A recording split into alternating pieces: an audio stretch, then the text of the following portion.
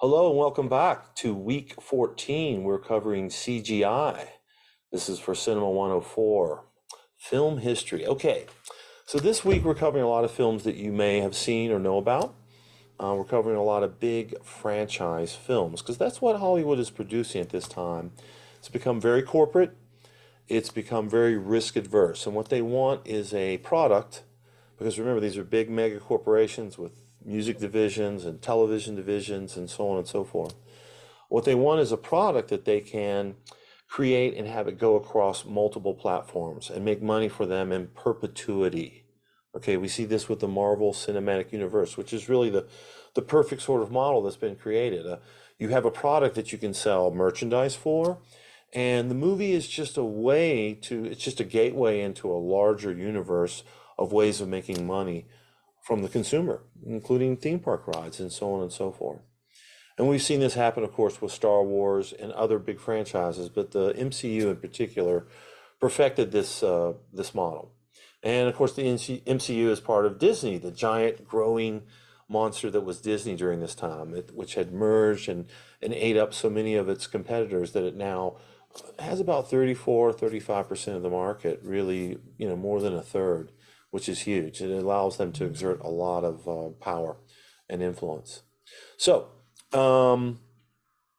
also at this time, there are a lot of other great films going on. This time roughly coincides with the Obama administration, and the influence of the Obama administration was to really, invite Hollywood to look at diversity and to open up and just, we have the first black president, so I think it really encouraged Hollywood, who had largely supported his presidency, to examine their own practices and their own discrimination. So we do see improving roles for women, we see improving roles for African Americans throughout this time period, leading to more African Americans and women getting jobs as directors and really being the prime creative force. And we'll see that manifest next week. Okay, so the films that we're covering, a couple of great ones. The Dark Knight, huge film. Many think is the best superhero film of all time. Certainly the film that was completed by one of the greatest auteurs, Nolan. He gives it his own Nolan treatment. And it's really a 9/11 film. It's really a reference to terrorism and a reference to the violence and the sort of the trauma that came with 9/11.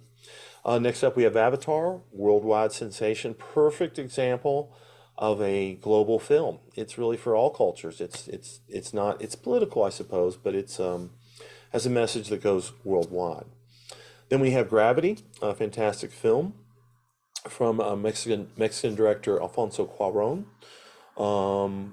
Really a masterpiece and really advances the technical skills involved with CGI. And what we see at this time period is the interface between humans and the CGI world gets a lot better so that the eye lines match up so that they can interact with that world in a believable way on screen. So all of that technology gets better in this time, and this is when CGI really takes off, really gets perfected. And lastly, we end with The Congress, which is an obscure film, but I threw it in because of its subject matter. It's so very interesting because it's about the digitization of the human form so that now can be used in movies. That's coming. That's what the future is going to hold. Currently, Bruce Willis has already allowed his image at least once to be used in a Russian commercial where he had his image digitized and they put it over top of the body of another person, essentially creating a deep fake for a commercial, which probably sold a lot of Pepsi or whatever. Okay, so fantastic week. A lot going on during this week, a lot of advances. We see digital cameras come in. So now this is when we fully see the transition out of film into digital. That happens around the early 2010s, 2011 with the ARRI Arriflex. And from every year after that, basically more directors are using using digital video because it's just cheaper. It saves a lot of money, it's easier, and for most films it looks just as good. Now there are those holdouts like Tarantino and Christopher Nolan who continue to shoot film. Spielberg, sometimes, I think he mixes it up. But digital video is here to stay, and it really did surpass film in this era. Also, there's lots of other technical innovations. Theaters get better, dine-in, so on and so forth. So I hope you enjoy this week.